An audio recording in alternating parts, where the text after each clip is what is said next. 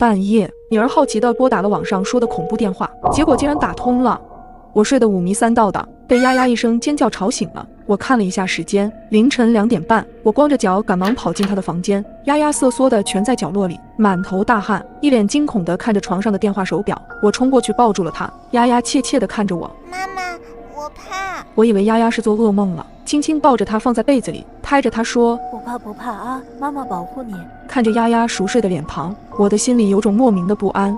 第二天是周末，看着丫丫几次欲言又止，我联想到昨晚丫丫的样子，蹲下身摸了摸丫丫的头发。丫丫，昨晚上你是做噩梦了吗？妈妈，丫丫没有做噩梦。她犹豫了一下，趴在我耳边悄悄地说：妈妈，昨晚我给恐怖号码打电话，只有一个接通了，而且对方还说会来找我。丫丫脸色发白。你哪来的恐怖号码？我们在网上看见的，昨晚我试了一下。丫丫的声音越来越小，我心里惊了一下，原来小丫头昨晚尖叫是因为这个。我打开丫丫的通话记录，最后一个通话时长写着15.31，这么久，看来孩子昨晚打通以后并没有挂，不知道怎么了。我心里的不安感愈发严重，检查了一下手表的一些设置，骚扰拦截那一栏竟然有60多个未接，怎么回事？我快速点开，就看到全是那个恐怖电话，想着我喊来丫丫，她告诉我这个视频现在在班级里特别火，是班级里胆子特别大的刘晴发给大家的。刘晴称它为勇气视频，谁能打通视频里的电话，谁就是最有胆的人。那他打通过吗？我问丫丫，丫丫摇了摇头。我不敢问。我打开了那个视频，视频的质量很粗劣，也并不恐怖，只是怂恿性很强，全是在鼓励孩子去打这个电话。可是视频里戴面具的人为什么要这样呢？是与电话主人结了怨，所以故意让人去打他们的电话。我百思不得其解，于是我打开了留言区，留言的都是孩子，什么骗人的，打不通，还有打通了没人说话之类的。突然，丫丫指着一个头像，尖声说：妈妈，这是刘晴的照片。耶，我的电话接通了，他还和我说了话。这是刘晴的留言，我只能先安慰丫丫说这只是个恶作剧，让她不要放在心上。我再次望向了丫丫的电话手表，短短一会儿的功夫，手表骚扰拦截多了10几个未接。犹豫了片刻，我用自己的手机拨通了电话，想着确认一下对方是谁。这个声音响起的时候，我的心里还有些忐忑。喂，哪位？电话那头传来一个温柔的声音，是个女的。我紧绷的神经放松了一些。哎，你好，前几天我丫丫半夜瞎打电话给你们拨通了，今天我看见你们回拨了很多电话，所以特地打个电话解释一下。哎，真的非常抱歉，孩子太调皮了。我非常诚挚地说道。没事儿。电话那头的女人似乎忘记了一样，她轻描淡写地回了一句，挂了电话。我略微有些不解，明明都已经不记得了，为什么要一直打电话？原本我以为解释完这件事情就结束了，直到晚上，在丫丫睡着后，我再次查看她的手表，发现那个恐怖号码又给她打了10几通电话。我想着白天明明解释通了，怎么还不停地打？回到自己的房间，我回拨过去，电话几乎秒接，我声音略微有些生气。喂，你好，请问还有什么事情吗？电话那头沉默了好一会儿。请问你为什么还打我孩子的电话？我开始有些不忿，已经解释过了，还总给孩子打电话是什么意思？一阵诡异的笑声突然传来，我吓得将手表甩出很远，心砰砰直跳。手机突然不合时宜的响起，我又被吓得够呛。当我看到学校群里发的内容时，顿时汗毛直立。我是刘晴的爸爸，很抱歉这么晚打扰大家，请问哪位同学看见我家刘晴了吗？女儿因为好奇，用手表拨通了网上说的恐怖电话，而电话那头的人威胁会来找她。我得知此事后愤怒地打了回去，然而却传来了一阵诡异的笑声，我吓得把女儿的手表甩出很远，手机也突然不合时宜地响起。当我看到家长群里发的内容时，顿时汗毛直立。我是刘晴的爸爸，很抱歉这么晚打扰大家，请问哪位同学看见我家刘晴了吗？刘晴失踪了。今天丫丫跟我说刘晴打通过这个电话，那她的走失和恐怖电话有关系吗？我的心里隐隐不安，斟酌许久，还是拿起了手机给刘晴的爸爸打了电话。我把恐怖电话的事情跟他说了，电话里能听出他很着急。丫丫妈妈，我刚从派出所出来，方便现在去你家细聊吗？没一会儿，刘晴爸爸就赶到了我家。起初他对我说的是半信半疑，直到我把丫丫的手表和刘晴的留言拿给他看，他皱了皱眉，赶忙掏出了自己的手机，给这个所谓的恐怖号码打了过去。电话接通了。喂，你是谁？我是刘晴的爸爸，你有没有找过他？电话那头沉默了片刻，然后又发出一阵诡异的笑声。刘晴爸爸的语气近乎狠厉：是不是你把我家孩子带走了？紧接着电话就被挂断了。喂，看着他死死地盯着手机，我在旁边轻声地问：要不要问下其他孩子？丫丫今天跟我说这个视频班上很多孩子都知道。谢谢你提供的消息，我得赶紧把这些信息告诉警察。说完，刘晴爸爸就离开了。第二天一早，再次打开家长群时，我发现群里炸了，刘晴依然没有消息。家长们纷纷帮忙转发孩子失踪的消息，也反映很多孩子确实尝试过打那通电话。根据孩子们反映，视频确实是刘晴转发给他们的。很快到了周一，因为堵车，我错过了丫丫的放学时间。我给丫丫发过消息，让她在学校门口等我，可到了门口根本没有她的影子。我提心吊胆起来，颤抖着掏出手机给丫丫打电话，电话是通的，可惜迟迟没人接听。我又联系了老师，老师说丫丫放学后就已经离开了。我突然想到前天刘晴失踪的事情，顿时如坠冰窖。保安调取了门口的监控，我很快在人群中发现了丫丫的身影。她等候在我们约定的地点。大约过了3分钟，丫丫的电话手表响了，她似乎犹豫了许久，才接起了电话，随后面色苍白地消失在视频中。我慌不择路地打了报警电话，并且开始寻找丫丫。天越来越黑，我的心也越来越焦急，直到发现丫丫的手表被丢在了墙角，一股腥甜味从心口涌上来，眼前顿时天旋地转，晕了过去。等我醒来时，丫丫竟站在我的面前，我以为是自己出现了幻觉，直到感觉到丫丫手心传来的温度，我才敢相信这是真的。你跑到哪里去了？吓死妈妈了！我哑着嗓子将孩子紧紧搂在怀里。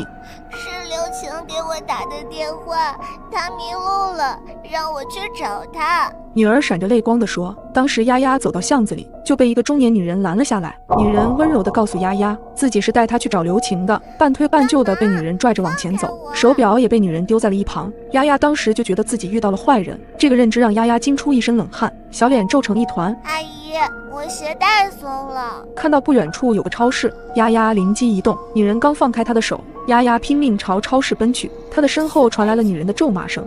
丫丫的话听得我胆战心惊，多亏她有惊无险，要不然我会自责一辈子。后来刘晴被找到了，可惜早就没了呼吸。根据警方调查，这是一个有计划的组织，他们以恐怖电话为诱饵，利用孩子的好奇心，先是怂恿孩子们打电话，随后找各种借口把孩子诱骗出来进行拐卖。如果3天后将要爆发丧尸病毒，你会做哪些准备？虚掩的门外，电焊枪呲呲冒着火花，李彻沉默的背影在明灭的火光中显得十分诡异。他竟然在封阳台。与此同时，手机上传来了一条快递驿站的推送，您男友购买的商用大冰柜正在派送中。我故作镇定地将房门轻轻合上，这条推送不禁让我更加慌张。而今天是我与男友冷战的第4天。我登录了我们关联的快递账号，不翻不知道，他不光买了3台商用大冰柜，还买了剔骨刀、固体酒精、磨刀石、防雨布等。我忍不住浑身发冷，昔日亲密无间的另一半，现在却让我感觉如此陌生，脑子里也浮现出不少刑事案件。而就在此时，门外的声音停了，脚步慢慢靠近，我握紧把手，大气不敢出。苏童，咱们账户还有多少钱？他声音低沉，没有要进门的意思。我双唇微微颤抖。你问这个干什么？我下午想去买些东西。说着，他突然转动门把手，我立马尖叫出声：别进来！你别生气了，我买完东西就跟你解释。李彻声音满是无奈，我攥紧手机，差点没吓得哭出声。前几天跟他吵架，也是因为他不知道从哪里拉回来一台2手发电机，那台发电机又笨重又占地方。问他为什么买发电机，他却支支吾吾的说不出个所以然。现在看来，只怕是他早有计划了，连异常用电这种事都想到了。门铃叮咚一声，他顿了一下，转身去开门。我松了一口气，哆嗦着编辑短信准备求救。对，是我预约的下水管道改造，最近管道老是堵。对了，我们这儿3楼能不能单独走管道？钱不是问题。不一会儿，厨房里叮叮咚咚地拆了起来，声音也越来越大。我盘算该不该直接冲出去求救。焦灼之际，李彻不知道什么时候站在了门外，他接下来的话夹杂在嘈杂的施工声中，却清晰地让我汗毛直立。苏童，还有3天末日就要来了。我坐在副驾上，李彻一脸凝重，像是他口中说的末日真的要来临了一样。你是不是脑子有病？我傻傻回过神，荒谬感盖过心中的恐惧。电视剧看多了还是小说看傻了？哪有什么末日啊？苏童，你相信我，我没有骗你。红灯前，李彻看着我的瞬间，我被震撼住了，因为我从来没见过他这么严肃的样子。你记不记得前段时间我分享给你的报道？我想起那篇不明原因病毒导致正常人丧失理智的报道。那报道是真的？你别跟我说你买发电机和冰柜是为了囤物资。是。封阳台是为了防止丧尸入侵。对。那改装下水道、买酒精、砍骨刀。绿灯亮起，李彻冷静地解释：改装下水道是为了保证以后卫生间不堵，酒精是保证火源，砍骨刀是为了将买来的肉类分装。你还有什么要问的吗？我呆愣地看着前方，其实此时我内心已经动摇了。你说的是真的？真的，还有3天，所以我们现在得做好准备。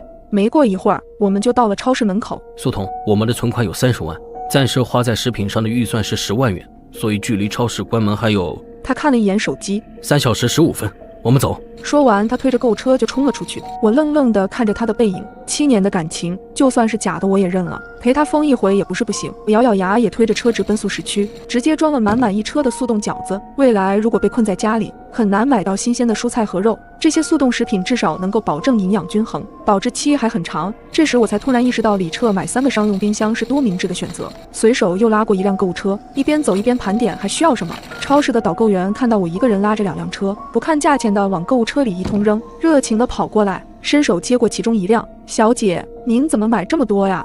您还需要什么？我多叫几个人帮您装，我开养老院的，用得多。我随口编了一个理由。随后我到了粮油专区，让一旁的工作人员搬了10袋大米，紧接着花生油、菜籽油各提了4桶。转向面食区时，我在货架旁看到了李彻，他的购物车里放了2袋子面粉，正茫然地看着人群。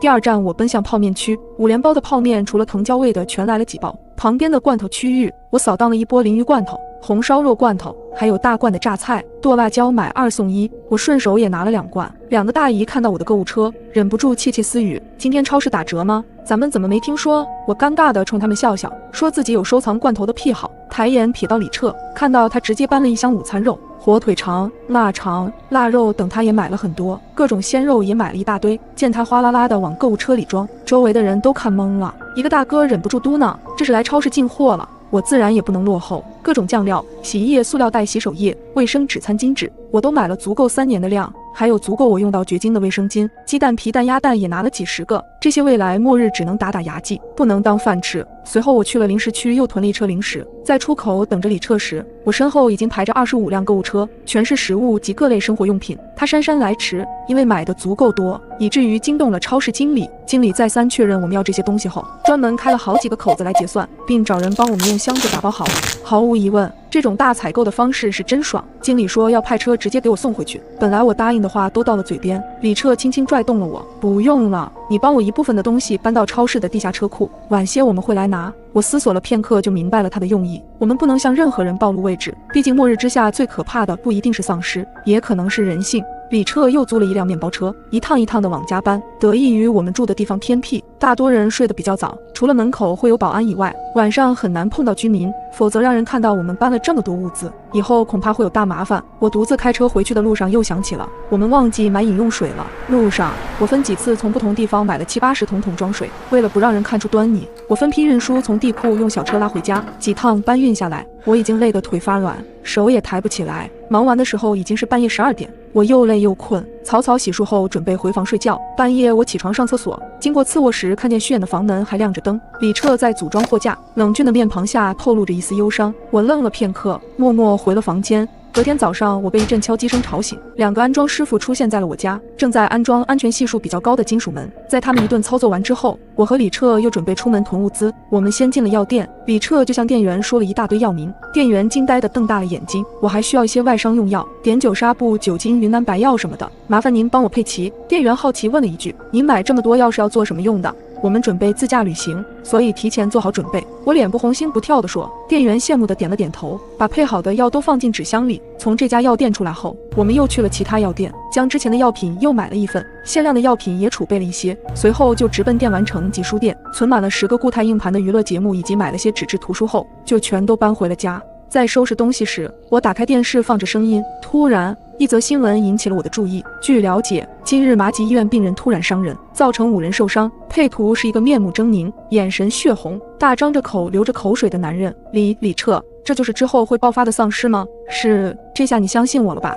李彻望着电视喃喃自语，原来在这会儿就已经开始了吗？我看着他，李彻，咱们是不是应该也告诉一下别人，末日要来了？电视里面的新闻播报还在继续，被病人咬伤的人员已经安排妥善。听了我的话，李彻犹豫了一下，拿出了手机递给我。我前几天就发布了消息，你看看吧。我拿过手机，看到他写了一篇文章发布在网上。在文章里，他引用了之前手机发布的那篇报道，讲了一些如果丧尸爆发会出现的惨状，告诉大家丧尸在不久后爆发，希望大家有所准备。我只能做到这一步了，咱俩又没什么亲戚，跟朋友也有讲过，他们更多的也只是认为我是开玩笑。他无奈地看着我，我继续往下刷。这篇故事热度还是有的，有人说这是危言耸听博取流量，大部分人都当作看故事一样嬉笑着说博主有妄想症，也有今天回复的，估计是看到了新闻，表示很有道理，马上去囤物资。我抿了抿嘴，确实，当时李彻跟我说的时候，我也质疑过他，哪怕现在我也只是信了大半。我叹了口气，一切只能尽人事听天命了。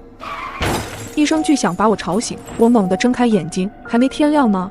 我皱了皱眉，竖起耳朵听着动静，外面十分嘈杂，撞击声、爆炸声、哭喊声夹杂在一起。突然，一股气味钻进鼻腔，烟糊味，什么东西烧焦了吗？我一路嗅到客厅，家中这股烧焦的气息无处不在，应该是从外面传进来的。想到这，我拉开阳台的窗帘，我瞬间惊呆了。马路上抛锚了好几辆汽车，浓烟有一半是从汽车散发出来的，巨大的火光从对面的门店炸出。抛开浓烟，还有人在奔跑，楼下一堆人围在一起不停地攒动，奇奇怪怪不知道在干什么。但诡异的是，我没有听到一个人说话，更多的是奇怪的咀嚼声。我愣怔地看着楼下，满目疮痍。突然，一阵痛苦的惨叫声让我浑身血液冷凝，我浑身止不住的颤抖。下一秒，一个丧尸猛地转过头，我看到他一双毫无生气的眼睛里带着原始的饥渴。丧尸真的爆发了！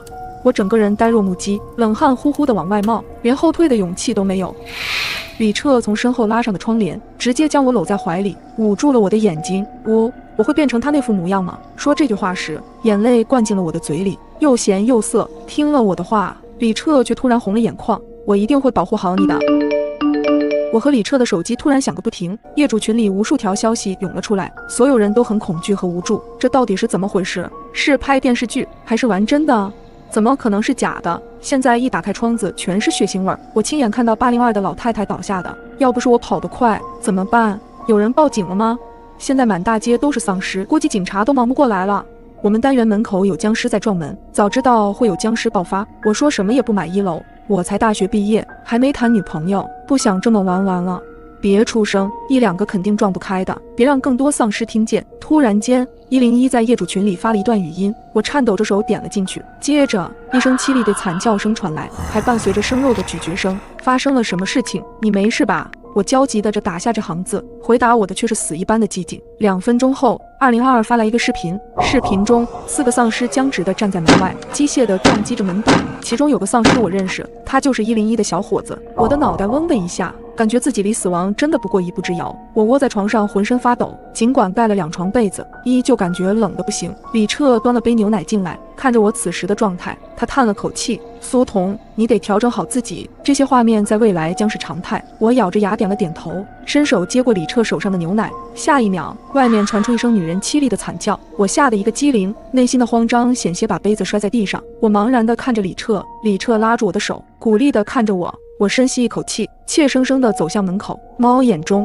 一个丧尸正在袭击404的夫妻，女人已经被丧尸抓在手上，眼看就要一命呜呼。她不停地向男人求助，男人胆怯地站在门口，尽管手里抓着木棒，却迟迟没有动手。突然间，男人咆哮着发狠一般，将女人和丧尸一同推出了门外，然后死死地反锁了门。听声音，貌似还把重物堵在门口。门外，女人的惨叫写满了悲怆。我的心里像塞了一团棉花，闭上眼睛，难受的想哭。被爱人亲手推向死亡，一定无比绝望。此时，群里再次发来消息，我们家里没来得及储备食物，谁有吃的，我花钱买。我家里有水果和啤酒，能换几袋方便面吗？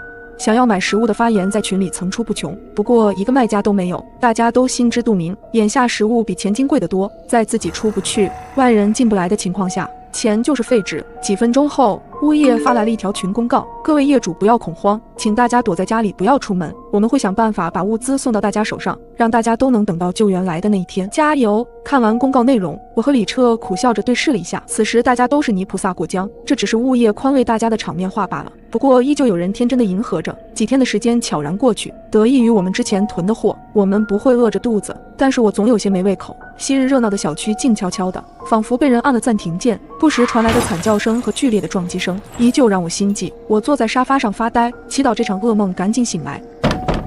门口传来了急促的敲门声，门外的难道是丧尸？我用力地将自己抱紧，抿紧嘴唇，不敢发出一丝声音。不要怕，丧尸不可能这么有礼貌。李彻小声地对我说。敲门声再次传来。苏童，我是你楼上的赵姐，你家里有白菜和土豆吗？能不能卖给我一些啊？赵姐轻声说话的声音传了过来，听到是她，我的心情放松一些。刚想搭话，李彻却拉住了我。别乱说话，如果让他们知道咱们家有物资，会有大麻烦。李彻的话让我一愣，我捂住了嘴巴，但又有些疑惑。李彻也认识赵姐，她总是温温柔柔的，偶尔还会来我家串门。可为什么现在李彻说她不是好人？还有，他们是谁？苏童，我前几天看到你和男友搬食物了，咱们邻居一场，相互帮帮忙吧。听到屋内没说话，赵姐低声细语的声音又传来了。我有些诧异，当初为了防止别人发现，我们特地选在了半夜运输物资，甚至都用纸箱子打包好了。她为什么会知道？李彻示意我往外看，猫眼里，赵姐的眼睛左顾右盼，带着恐惧与焦急。不对，她的眼神总是往右侧在瞄。我吓得冷汗冒了出来，她的身侧有人。猛然间，赵姐用力的砸门声响起，我吓得差点喊出声，心扑通扑通狂跳起来。苏童，我知道你在家，给我点食物吧，求你了。她砸门的声音依旧没停，突然门外传来一阵丧尸的吼叫，紧接着就是凌乱的脚步声，一个男人骂骂咧咧的声音响起。要不是你说他借物资，我会陪你走这一趟吗？这么危险你还砸门，赶紧给我想办法，不然老子拿你去喂丧尸！哥哥，我已经想到办法了，你们再给我次机会吧。赵姐唯唯诺诺的话越传越远，我紧张的心都要跳出来了。所以他们是来抢夺物资的，好像还不止一个人。如果开了门，那我和李彻岂不是很危险？我看了眼李彻，再次庆幸他的未卜先知。李彻，你说赵姐是被威胁了吗？不管他是不是被威胁，他有预谋来咱家，这个事儿你不可否认。我咽了口水，下意识地点了点头。就在我以为这件事结束的时候，业主群里突然发来一条消息，是赵姐发的。二幢2单元402的业主家里有很多食物，我亲眼看到的，大家赶紧去找他。这条消息瞬间让群里炸开了锅，开始有人疯狂艾特我们，能不能卖我几斤猪肉？女朋友想吃涮锅，能不能帮个小忙？我们想做个饱死鬼，小姐姐帮帮忙吧。家里没米没油，拜托了！看着蜂拥而来的消息，我的脑袋也像炸了一般，疼痛难忍。李彻的眉拧成了一个川字，脸色像锅底一般黑。赵姐这招真狠，一下子让我们成为了众矢之的。如果我们抵不住压力，拿出了物资，虽然他们分到的少，但总归最后还是能拿到。我们和502的业主之前有些不愉快，他说的话大家不要当真，我们也没有存货。我明白大家对物资的渴求，可的确是爱莫能助。我不想让事情变得复杂，于是在群里发言，然而并没有平息赵姐挑起的争端。有就拿出来吧，扭扭捏捏的算什么？要是我有，肯定大大方方和别人分享，毕竟患难见真情嘛。大家都是邻居，远亲不如近邻。你今天伸出援手，以后遇到难处大家也不会袖手旁观。现在可不是自私的时候。看着群中的消息不断，我气得浑身发抖。总有人站着说话不腰疼，既然这样的话，那储备物资的邻居接个龙，大家看看一共有多少食物，也好合理分配一下。李彻的消息刚一发出去，群里顿时鸦雀无声。几分钟过去了，没有一个人参与接龙。李彻无奈地冲我耸了耸肩，看吧，这就是人性。门外丧尸的低吼声传来，刚刚赵姐的敲门声引来了许多丧尸站在门口徘徊。他们应该进不来吧？我的双手全是冷汗，惊恐地问李彻：这门我提前做了加固，材料结实得很，就算他们撞门也不可能打开。李彻扶着我回了卧室，拿出手机放着我最爱看的节目，可我的心里乱极了，一眼也看不进去。我忍不住又瞄了一眼业主群，群里依旧静悄悄的。李彻说完后，再也没人发言。不知过了多久，窗外突然传来了一声巨响，是重物落地的声音。我忍不住拉开窗帘张望，一个女人怪异地趴在绿化带上，周围有一大滩血迹。对面5楼开着的窗户前站着一个男人，正低着头向下张望。一些丧尸也闻声围了过来。难道女人是被他扔下去的？这个念头一冒出来，我的眼前一黑，不小心撞在窗框上。男人猛地抬起头看向我，然后冲我做了一个抹脖子的手势。我吓得吞了吞口水，慌乱地将窗帘合上，两只手用力按住胸口，泪水不受控制地冒了出来。他应该是考虑到家里的食物不足，选择了自保。李彻冷静地分析，我们会不会也是这个下场？不会，哪怕就剩最后1粒米，我也会给你吃。我走进卫生间洗脸，拧开水龙头，一滴水也没有流出来，停水了。李彻也走了进来，苦涩地看着我。还有一个坏消息要告诉你，电也断了。得亏我们之前有所准备，我和李彻小心翼翼地开启发电机，发电机搁在大阳台上隆隆作响，我们也不敢一直开着，总害怕声音会引来很多丧尸的围观。随着时间的推移，丧尸的数量越来越多。丧尸群中我看到了很多熟悉的身影，看着他们猩红的眼睛和面无表情的脸，还是会有些难受。渐渐的，我开始适应了这种生活。为了消磨时间，我每天都会找一些下饭剧来看。一天半夜，我睡得迷迷糊糊，突然听到窗外传来激烈的争执声。我好奇地拉开窗帘，月光下，两个精壮的男人朝着妇女挥舞着手里的木棍，伸手抢走了她的手提袋，并把她推向了围过来的丧尸群。这似乎已经是末日之后的常态了。人性在末日爆发之后暴露无遗。我拉上窗帘，叹了口气，也不知道从什么时候开始，看到这种场景，我心里已经没有太大的起伏了。这是冷漠吧？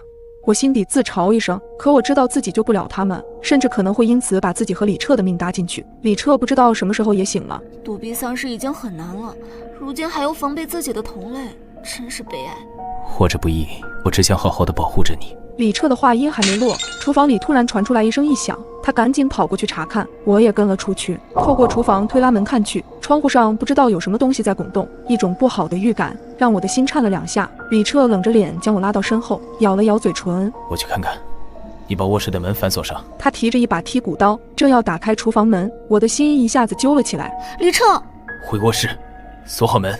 我咬了咬牙，回到卧室里，拿出一把电锯，哆哆嗦嗦的又往厨房里走去。窗户上一个丧尸正用力的把脑袋往缝隙里塞，焊死的钢条成了他的阻碍。他的面容扭曲，眼睛通红，嘴里流着褐色的咸水，张开嘴咬住钢条，用力的撕咬。我深呼了一口气，闭上眼睛，高举电锯，直到丧尸跌落下楼。我的眼睛也不敢睁开，一屁股瘫坐在地上，我的2腿发软，几乎是被李彻拖回卧室的，直至离开都没敢回头看一眼。接下来的几天里相安无事，我和李彻放松了一些。为了省电，我们先消耗掉了冰箱里的食物。原本我们可以安全地窝在这个小家里很久，可是谁都不知道明天和意外哪个先来。半夜，客厅传来一阵轰隆巨响，接着是重物坍塌的声音。我吓得从床上猛地坐起来，李彻先我一步跳下床，将电锯紧紧抓在手里。我也挑了个顺手的棍子。客厅里一阵嘈杂，还有人在说话。李彻猛地拉开门，客厅里竟然站着4个男人。手电筒下，我看清了他们的脸，其中2个人就是那晚抢夺母女食物的恶徒，还有一个竟然是之前推女人下楼的那个坏人。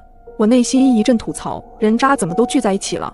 我看着家里被毁掉的墙，用力地握紧武器，不自觉地吞了吞口水。你们想干嘛？李彻冷冷地问。哼，要不是那娘们儿保证说你家有吃的，我们也不至于费这么大力气进来。哼，安全措施做得挺好啊。带头的男人嘲讽着望了望四周。我们是反丧尸联盟的，来你家收点保护费不为过吧？放心，我们只拿物资不杀人。我去你大爷的，说得冠冕堂皇，你们这群人渣！多日以来看到的场景让我积攒的怒气一下子爆发了。李彻诧异地瞥了我一眼，哎，小娘们儿还挺凶，老大别跟他们废话，干他！你可以试试。李彻用力拉响电锯，电锯的嗡嗡声尽管让他们有所忌惮，可毕竟对方人多势众，很快将李彻逼到了墙角。我挥舞着手里的棍子，也去帮李彻的忙，趁着他们不注意，一棍子朝着其中一个男人砸了下去。猛地倒地声，身旁的男人回手就想给我一棍子，就在他的木棍朝我的脑袋招呼过来时，李彻猛地大吼出声：住手，别碰他！屋里的东西你们随便拿，不要伤人，不然我不会放过你们。李彻发狠的眼神看着他们，男人身形愣了一下，棍子在离我仅半米的距离停了下来，他的眼睛看向了他们带头的那个光头。光头似乎被李彻凶狠的样子吓了一跳，转头踹了一脚倒地的男人。废物，连个女人都打不过。随后便开始指挥剩下的人搬东西，很快屋子里的东西都被搬走了。李彻万念俱灰，抱着我喃喃自语：对不起，都是我的错。没事的，李彻，只要我们活着就有希望。食物被抢走后，李彻先把被凿开的墙面封了起来，但他整个人也颓废了不少。尽管我不停地想逗他开心，可他的脸上依旧布满愁云。清晨，我被一阵细碎的声音惊醒，猛地往身旁看去，李彻并不在身边，我心中隐隐不安，蹑手蹑脚地下了床。次卧里，李彻正在用保鲜膜包扎他身上的伤口。你要干什么？我突如其来的声音吓得他将保鲜膜扔在地上。李彻有些不自然地瞟了我2眼，然后将保鲜膜捡起来。你到底要干嘛？这样伤口不容易愈合，容易感染的。我有些生气地说：我出去找食物，你在家里乖乖听话。果然如我所料，李彻是担心自己的伤口会引来丧尸。不行，要去一起去，否则谁也别想出这个门。外面的局势很不明朗，我不想你跟你一起冒险。李彻目光深沉，语气里有一丝沮丧。你不是已经见识过我的杀伤力了吗？肯定不会拖你后腿的。我拽住李彻坚定地说。李彻了解我的性格，知道我肯定不会让他自己出去。他盯着我看了许久，终是无奈地点头。你可以出去，不过有一点必须记住，尽管我们出来的目的是拿物资，但也不要把自己置身险境，保住这条命是最要紧的。李彻严肃地对我说。我点了点头。为了方便逃跑，我们换上了跑步鞋和运动衣。出门前，李彻把拖把拆了，将2把刀分别用胶带牢牢固定在木棒上。他说这样用起来更顺手，威力更大，远近皆宜。又用胶带将我们的4肢牢牢绑定起来。原本我想带着电锯，可李彻说他太重，声音也大，没准引来更多丧尸。准备妥当之后，我们打开尘封2个月之久的大门。我和李彻的心情都有些沉重。我们一路走得小心翼翼，昔日热闹的大街很萧条，根本看不到一个人影，到处弥漫着腐肉的味道。庆幸的是，一路上我们没有遇到丧尸。超市架子上的蔬菜水果早已经腐烂，苍蝇和虫子爬得到处都是，周围货架上也早就空了。外面的估计早就被抢空了，我们再去仓库看看。记住，只需要找清单上的东西就行了，小心一点。仓库内也遍地狼藉，黑暗的空气中显得十分潮湿。我们小心翼翼地往前摸索着，终于还是发现了一些可以食用的东西，散落在一堆箱子中间。之前人应该走得匆忙，正好还给我们找到了。再翻一遍，注意安全。我直接把还没有过期且能填饱肚子的食物装进袋子里。就在我感叹自己的好运气时，旁边突然晃出一个影子，我惊出一身冷汗，下意识地抽出刀，冲着那个身影的命门砍去。丧尸突然发出刺耳的吼叫声，血溅的到处都是。我还来不及松一口气，李彻突然大喊：“小心右边！”我拎起刀直接向右横劈，李彻用力踢倒身旁的货架，将另一个丧尸砸在下面，然后直接举着剔骨刀结束了他。你没事吧？李彻慌乱地把我拉到身边，仔细检查我身上是否有伤口。我没事儿。确认我安然无恙后，李彻才松了一口气，抬手擦了擦额头上的汗珠。可惜没过一会儿，我就听到一波丧尸的吼叫声，一定是刚才的动静招来了他的同伴，快跑！李彻颤抖着拉着我往大门处跑去，迎面过来了好多丧尸。我和李彻开始拿刀抵着他们，得亏他们只靠着本能行动，但我们也没占到半点便宜。我们几乎精疲力尽，有一个丧尸直接扑向我时，我根本来不及反应，多亏李彻冲过来将他撞向一边，拉着我迅速跑出超市。跑出一段距离，我看了眼李彻，他的脸色有些苍白，却始终带着笑意。没想到你还有这样的一面。终于回到了家，李彻撒娇着说想吃我做的饺子，他的眼睛里布满了血丝，似乎疲倦极了。你怎么了？是不是哪里不舒服？我摸了摸他的额头，并没有发烧。我看到刚拿到手的食物，我点了点头。第一盘饺子出锅，我让他先吃，不用等我。等我在煮第2盘饺子的时候，突然听到大门关上的声音。我跑出厨房看去，桌上只放了一双筷子，一盘被吃了2、3个的饺子。屋子里一片寂静。陡然间，我回忆起李彻猩红的眼睛和他一直捏紧的左手，他被丧尸咬了。我当时真的太紧张了，竟然忽视了这个细节。看着空荡的房间，我手里的餐盘一下子落在地上，心也像被人挖去了一角，疼得不能自已。李彻，你这个混蛋到底去哪里了？没有你，我该怎么办？我伤心地缩成一团，喃喃低语。李彻的离开让我的世界失去了色彩，我无数次想要轻生，最后都放弃了。我并不怕死，只是不想让李彻失望。渐渐的，我适应了一个人的生活，也学会了如何在这个凄凉的世界生存。可心里的缺口一直还在。我甚至天真的想，李彻一定藏在某个角落看着我，突然有一天他会跳出来说：“苏童，我回来了。”李彻消失的第35天，我在衣柜里发现了一封信和一个精致的盒子，是他的笔记。苏童，当你看到这封信时，末日危机是不是已经解除了？就算没有解除也没关系，我相信你的能力，你一定会好好的活下去。末日的这些日子，总是有这样那样的意外，我很后悔当初没有做好万全的准备，让你过得更好一些。之前你一直好奇我为什么能够未卜先知，今天我来告诉你答案。因为末日的种种，我已经经历过3次。我总是想让你活下去，可是阴差阳错下都失败了。于是我不断的重生，只是想保护你。这是第4次，我终于扼住了命运的咽喉，把生的希望给了你。苏童，我爱你，你一定要勇敢，要坚强，我相信你是可以的。万物终会消失，爱永存人间。苏童，这场游戏的结局必须是你幸福的生活下去。李彻。泪水早已经浸湿了信纸，我将信紧紧地贴在胸口的位置，轻轻地说：“李彻，我想你了，你回来好不好？”随后我又将盒子打开，里面是一枚戒指，上面有我和李彻名字的缩写。我将戒指戴在手上。李彻，你说过会娶我的，我等着你。为了活下去，我又溜出去寻找食物，因为没了李彻的保驾护航，我更加小心翼翼。大概是李彻的庇佑，我没有遇到一个丧尸，只是在回来时路过一个大仓库，我看到反丧尸联盟又一次欺负同类。这次他们下手的是个年过半百的老人，大家都称他宋老师。他退休前是麻吉一中的化学老师。几个人把老人团团围住，然后嬉笑着将老人的食物在半空中抛来抛去。老人无助地徘徊在几个人身边。你们行行好吧，我老伴病了好几天了，要是再不吃东西，那真的会死的。老东西，都这么大岁数了，还活着做什么？简直是浪费粮食！你们是不给我留条活路，那大家谁都别想过。老东西，还敢威胁我们？真以为我们不敢打你啊？光头伸手就给了老人一巴掌。我在大门后看得咬牙切齿。说着，老人从包里掏出一枚自制炸弹，绝望的引爆，瞬间火光四射，几个人被炸得东倒西歪，惨叫声不绝于耳。很快，动静引来了一群丧尸，还活着的2人往我这个方向跑来。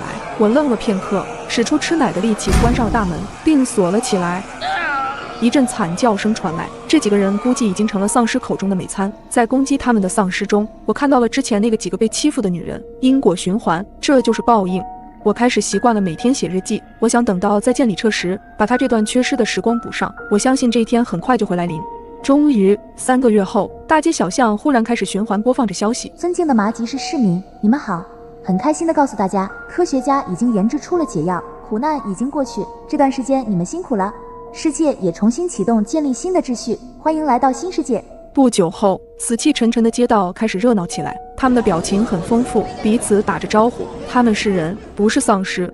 眼前的画面让我的眼泪不停地往下淌，我欢呼着打开了窗户，新鲜的空气代替了之前的腐臭味，我的脸上终于露出了一抹笑意。丧尸末日给人们带来的创伤很大，许多人选择搬离麻吉这个城市，我却一直留在这里。我问了很多从丧尸异变回来的人类，可他们都说没看到过李彻。许多人让我放弃，因为并不是所有的丧尸都能幸运地等到解药。我笑着谢绝了他们的好意。冥冥中，我觉得李彻一定会回来的。一天清晨，厨房里突然传来响动，难道是丧尸又一次爆发了吗？我吓得又是一身冷汗，提着武器摸下了床。厨房里，一个男人的身影在攒动，他利落地搅动着粥锅。这个画面在我的梦里出现过无数次，我的眼睛瞬间湿润了。李彻，我哽咽着小心翼翼地喊了一声。男人转过了头，微笑着看我。苏童，我回来了。